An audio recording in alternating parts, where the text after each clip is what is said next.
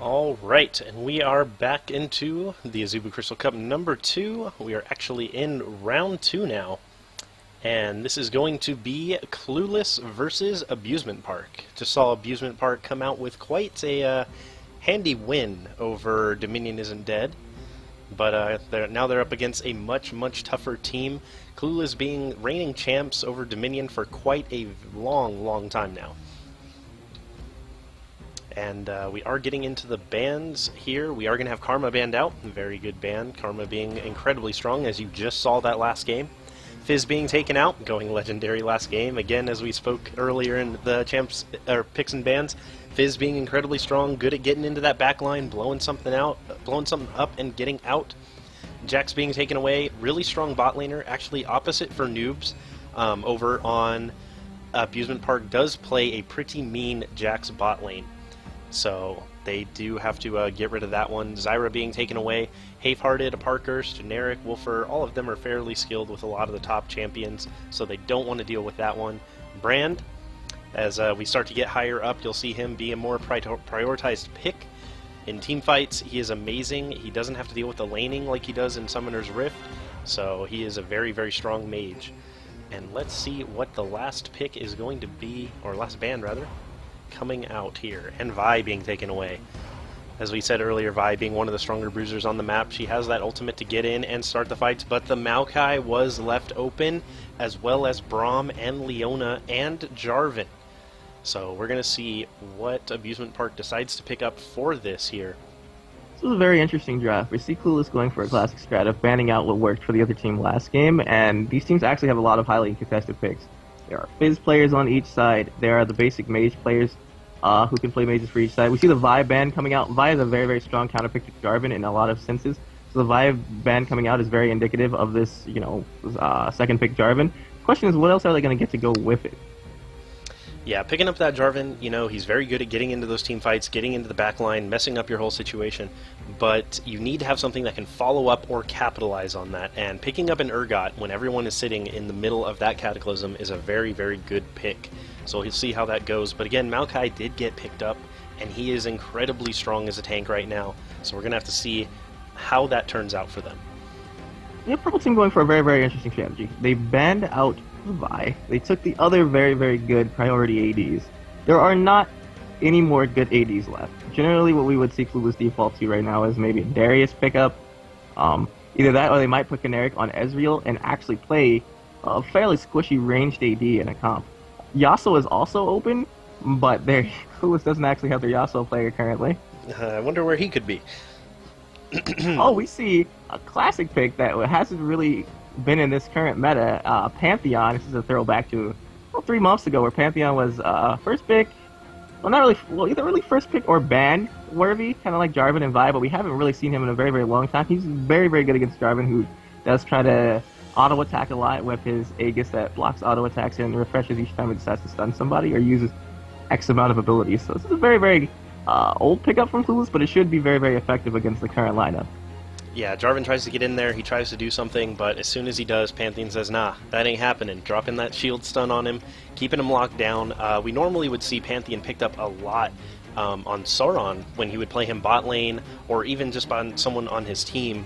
As you said, he was a very highly contested pick back in the day, but just kind of faded out as some of the other bridges started to be more dominant. And we are actually going to have a Ryze+Gragas pickup. Ryze being very dangerous once he hits that mid to late game spike. Incredibly tanky, tons of AoE damage. Team fighting that is incredibly dangerous. You really do not want to mess with that once he gets a few items. And new Gragas, I've seen him built full tank. I've seen him built AP. We've seen him in Summoner's Rift being used top lane as full AP to great effect. I'm very curious to see how his build is going to go. These are two very off-meta picks. We don't really see Ryze or Gragas much. I hope they are very practiced, as we don't see these two players too often around the Dominion community. This is my first time actually seeing them play in this tournament. Two very good. Ryze is a very underpicked champion, but I do believe him to be a relatively high-tier champion. He power spikes very quick at 12. He's a hyper carry into the late game. They have Jarvan, who scales good with levels. They have two champions that scale very good with items, and that pick up very early into the game. So their comp is very well balanced right now. They have a good set of ranged and melee champions, a good set of AD and APs, and we do see the Ezreal being locked in on blue team, along with Ro4 thinking about his bottom lane pick going for Hecarim. Ro4 has brought out the Hecarim once before against the 3v3 GG team. It was comprised of all Challenger 3v3 players. Sam, for those of you who don't know him, he is one of the top 3v3 players, and his Riven was very feared, and his Jax. Ro4 actually picked this Hecarim into his Riven and stalled the lane, and some would argue even won it with the Hecarim pick. Ro4 is a big fan of running up into the 4v4s, turning them into 5v4s, and Hecarim is able to just get up in those team fights, drop a massive fear down, and just completely obliterate them and be back down in bot lane in time to save it. So we'll see what he decides to pull out with this. Hecarim is a champion that Ro4 has had very mixed success with in the bottom lane. It's a champion that he has done very, very well with pre-level 9, and after level 9, the general champions he picks into are melee ADs, and they tend to outscale him and start to beat him in duels after that point. So it's a very back-and-forth kind of lane. Yeah, and it looks like Opposite is going to be picking up that Trundle. We'll see if he locks it in. That will be a very good pickup. It's going to be kind of hard for Ro4 to deal with this Trundle because they're both very sustainy. You know, Hecarim has his Spirit of Dread where he can get the HP back, and Trundle pretty much says, if you're going to build defenses, I'm going to take those away. So Ro4 has to be careful about building health, about building armor, because if he builds any of that, Trundle is just going to take it right away from him and be able to win that fight. This is a time where Purple Team has gotten and is going to use their counter pick very, very effectively. What's very important to note is that Pantheon will destroy Trundle in bot lane if Ro4 just decides to swap, but he is not very well versed in that champion. I expect him to go into this lane with Hecarim, but what generally is probably going to happen is Hecarim has a lot of very early push, so Trundle is definitely not going to push him around early. However, around that same time I said previously, around level 9 is where Trundle is going to start picking up his first 2 items. He's going to have a good amount of armor and is not really going to be affected by this Hecarim too much. And it's going to be really interesting how it scales in the late game. Hecarim having a lot of mobility can get around the map very, very fast, as you previously stated.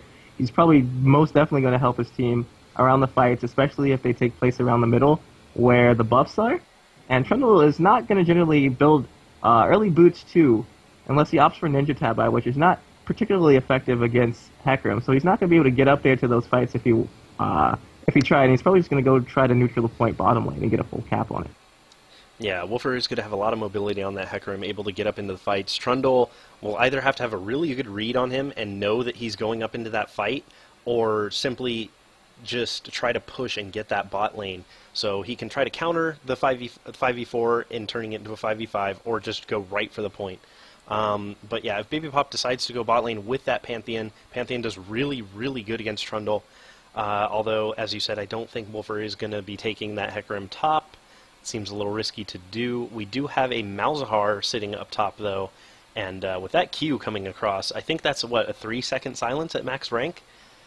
Yeah, I believe you are correct. It is a 3-second silence in the max rank. Malzahar not a champion. It is a champion we see a lot, mostly played in the bot lane, but as of late, Clueless has been opting to play it in the top lane on Half-Hearted. We have Parkhurst playing the tree, a champion that has most definitely been banned out every single game past the first round at the very least in previous tournaments. He's very, very strong. He has percent health damage on his W now. We do see Generic picking up the Ezreal, what default pick whenever they run out of really melee or physical champions to do. Generic has a pretty decent Ezreal. Doesn't generally opt to build for Muramana. Generally see him going for a Triforce-esque build in the Last Whisper under most circumstances. Yep. And then we do have the Urgot coming out again for Abusement Park. That is going to be a pretty deadly thing to worry about. Once it starts to get that Muramana and Last Whisper going, he's going to have a lot of damage. We already talked about that Ryze hitting his mid-game to late-game power spike once he gets those items. The biggest thing is if he can get those items, because he is going to be very late-game eccentric. Gragas, again, I have no idea what's going to happen with him, if he's going to be built full tank or if he's going to go AP. There's such a toss-up with that champion. I haven't seen it played to an extent in Dominion to really get a good grounds on where he should be. And then you do have the Jarvan who can help initiate the fights, try to get in on that Ezreal or Malzahar, lock him down, interrupt some stuff. So team fights are going to be really interesting. Both of these teams have very, very good team fight comps going for them. Which team do you think is going to take this solely based on team comps? It's really hard to say. If it ends up going past 20 minutes, I would definitely have to give it to Abusement Park, but if Clueless can pull it off sooner than that and get a really good push, really, really good early game, then they're probably going to take it. So it is a toss-up. It's going to depend on how they play the early, how they play the mid, and if they do let it get to late, Clueless is going to have a really hard time closing out this game. I actually disagree. Really? I think Clueless has a comp that scales harder and is better at every point in the game than Amusement Park. If the Gragas builds tank. If the Gragas builds tank. That Gragas, is a good point. Tank Gragas does not have scaling, and Gragas, as a champion, does not really have very good scaling right now. The very important thing to note about Clueless, and a thing that most people don't know, is Malzahar is probably one of the hardest scaling mages in the game. He has one of the hardest scaling disables in the game, which can potentially hit 4 people in his queue. Silence takes Ryze out of the fight for 3 entire seconds. It's very important to note that if Urgot or Ryze get hit by a silence, that they are useless champions for 3 seconds. Urgot, not being particularly known for his auto attacks, is very much known for his spells, and Ryze only has spells. Ezreal has moderate scaling. If he opts for a mirror mana build, he also scales very well. Maokai with his changes is a terror in the late game. But the most important thing I would like to note about Clueless' comp is it scales throughout the whole game. It has poke, it has a very strong tank line, it has damage reduction, it has steroids, it really is not lacking anything. It even has, what we haven't really touched upon, is a very, very strong bot lane ganker in Pantheon who can just show up down there at any point in time and really win the lane unless somebody is incredibly on point with counter ganks. That is true. Not only that, with the Pantheon, though, he doesn't even have to burn that ultimate of his. He can just simply walk down there, gank the lane, and then ult back into top lane for that fight and be there in time to help finish it off. Another important thing I want to note is that Jarvan's Cataclysm is very, very good for wombo combos. Purple team doesn't have a wombo combo. They have kind of a very fighter-esque comp like they had last game, but the very different thing is they were fighting against very squishy champions last game, and they were able to outscale them. They don't have the Jax. They don't really have a very, very strong late-game champion that is going to be uncontested. Last game, their Urgot was uncontested in the backline, and he got to rampage upon the entire team. This game, he's going to have a Pantheon and a Maokai really kind of getting up in his grill and seeing if he can handle the pressure. That is true. It's very important to note, if that Urgot can stay uncontested in the backline, he should be able to put out more damage than his Ezreal, but we do see both AD carries starting out with that tier. Yeah, Ezreal is going to opt for the Mura. He's trying to get it stacked up right now, shooting out those spells, as well as Urgot. So when either of these champions do manage to get that Mura mana complete, their damage will spike heavily. We'll keep an eye on that. The big point, or rather the normal time, that you want to try to get this completed is about 7 to 8 minutes. So once those are taken care of, then the damage spikes and the competition will really begin to see who can put out the most damage. Urgot would generally finish his Mura mana around 1 minute and 25 seconds earlier than Ezreal if they are both trying to charge at optimal times and the Ezreal does not have CDR runes. So we will see Urgot hitting his power spike much quicker than Ezreal. The question is, how will each team capitalize off of what items they buy and win? We do see the poke fest starting out at top lane. Blue team is much favored in this. And we see the Gragas with 3 health crystals really getting in the Malzahar's face, doing a little bit of damage because he knows he can really take it with his health pot and crystals. And the Jarvan whiffing his EQ and is thoroughly punished for it. Meanwhile, in the bot, some heavy trading going on, as normal bot lane does go, but looks like Trundle is going to be able to heal this up a bit better than Ro4. Ro4 is going to have to back off from that. Oh, Gragas going back in. He's going to take all of the abilities for his team as the Jarvan gets a very good EQ, but he can't stand in auto currently. The Ryze is trying to fight the Malzahar, who has 2 minions. Jarvan going very, very low, and the flash is coming out. Bebopop wants kills, being very, very, very greedy. Ryze in the backline getting shot by the Muramana Ezreal and the Malzahar, and Maokai going in very, very deep on the Gragas. The Jarvan did opt to pop his first revive. Ryze is going to die over in the back around top point, and this seems to be a very definitive win for Clueless. Yeah, they got that Pantheon in there, so as soon as things start getting low, Pantheon's crit is going to start coming out and blowing things up. Gragas, incredibly tanky, but not able to get too much done in that fight. He did try to soak up some cooldowns. Oh, he might be in trouble here. And Bebopop going in, checking with that Pantheon, trying to get some damage down, but wisely backing off. Did not want to continue into that fight with everyone damaged. Meanwhile, in the bot, it looks like Ro4 did end up winning that trade. Ro4 used the minions very well to his advantage and fought Trundle. And the minions in the minion do a considerable amount of damage, far more than SR Summoner creeps. They are very respectable. They will kill you if you do not have sustain and you try to tank them. We see the Gragas running into a Maokai sapling, getting poked a little bit, trying to force his way. He seems to be the initiator for his team. Gets silenced, and a lot of damage coming out as we see Maokai initiate on the Jarvan who's jumping in. Botop going very low. Poppy CO was thinking about greeting for the kill, but opted not to, as we see each team's main front line trying to back up. Yeah, and it looks like Jarvan will go down, taking a little bit too much damage there. Baby Pop will escape there, that Pantheon, and he is going to be roaming bot for a gank. Oh, is he just flat out, he is just going right in. That dragon skin, so awesome. I'm so glad we finally get to see Pantheon again, because we haven't seen him since that skin came out. And it is a very well done skin. Now in this game you can see Clueless has a lot of brush checks and a lot of champions in there. The game is taking place primarily in the jungle as you see Gragas trying to initiate on a Maokai. Still getting a very good ult, but he still doesn't have his Muramana finish, so he's practically useless, being a very good distraction. Malzahar coming down, leading Urgot, Ezreal flashing away, still managing to occupy a lot of time, which is very important because he doesn't really contribute too much to the fight. Yeah, he doesn't have that Muramana yet, so he's not going to be doing too much damage. He's mainly there for the attack speed buff, some pretty decent poke, and that was a great flash by him, by the way, getting out of the way of that Ryze. That Ryze was going to just rune prison him and take him down, but he was able to get away. Gragas and Ryze still kiting around the jungle. Gragas is going to get caught while Ryze gets away, and the fight takes out in the bot lane again as we see the 2v2 between Trundle and Jarvan and Pantheon and Hecarim. Hecarim and Pantheon very much getting the better end of that deal. Ro4 showing some mechanics there, going into the base, but just outside of the laser, and Gragas trying to jump into 1v2 here, but he doesn't have very much damage, so gonna have to just back off, trying to stall a little bit for his team to get down. Quest received. What you see right now is really Tank Gragas into minion is kind of a poor-man Sejuani, in my opinion. The very unfortunate thing about this champion, she's very ability-based, and when your abilities don't do damage, you know, you're just a damage soak. You rely on your backline. Their backline still needs the levels in the farm in order to be useful. As we see Baby Pop go down to Jarvan in the bottom lane. Hecarim's still trying to fight, but going to get Jarvan, take a hit from the laser. He's going to get Trundle as well! Yeah, both of them dancing around that laser. Saw the animation come out for a second, but he did not take damage. You see Hafe trying to fight the Gragas, has 2 minions out, and the Ryze is going to try to run. I think this is going to be a double kill for Malzahar. We do see the exhaust coming out. The flash on the barrel, very good play by Hafe. The dodge, or the whiff, depending on how you view it on the next barrel. And Hafe is just holding down this point as his Maokai comes down. Diving in Malzahar is never wise. Oh, and just barely getting out there. Hecarim is going to find this Gragas trying to go B. He is going to be jumping on him and dealing some damage. That barrel soul will save him for just a second longer. Might be able to get away. I don't know how long that E has on the cooldown. 6 more seconds. Gragas might be able to stall it for a little bit longer. But we do have a fight breaking out. Malzahar is probably going to go down to this Ignite. Maybe? Yes, he will. Pony's still chasing away, but Clueless is just putting so much pressure onto this bot point. They did take the time to go capture that midpoint as well, and this is going to be a 5 cap. Clueless showing why they have been the reigning champs of Dominion for so long. This is really what happens when you win the early game and you have a Maokai.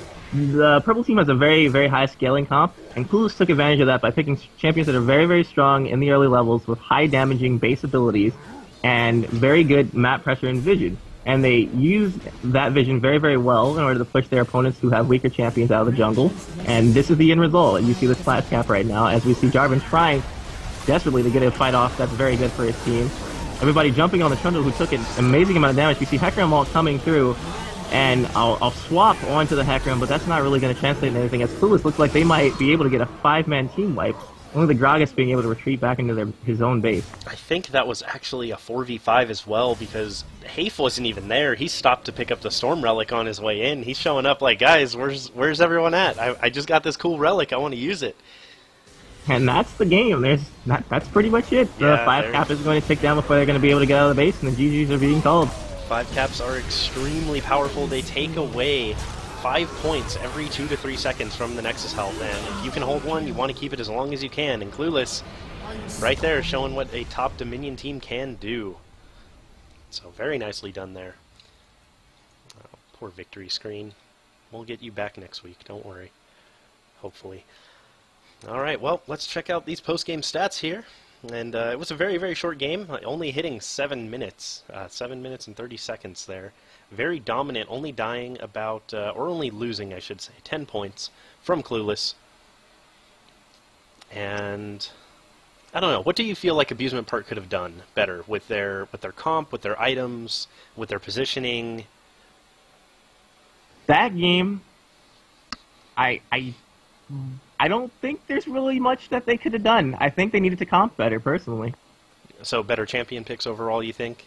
I think the Gragas needed to be something that dealt with some substantial amount of damage earlier, and I think they might have needed to opt for a higher damage dealing backline mage and just let the Jarvan handle himself by himself on the front line. They needed poke, and they needed a high damage dealer as their last pick, and they opted for a tank. All right. Jarvan can't be relied upon as a tank. You saw him build Brutalizer and then build into a little bit of defenses because he realized he needed to do damage, yes, but he couldn't live on the front line.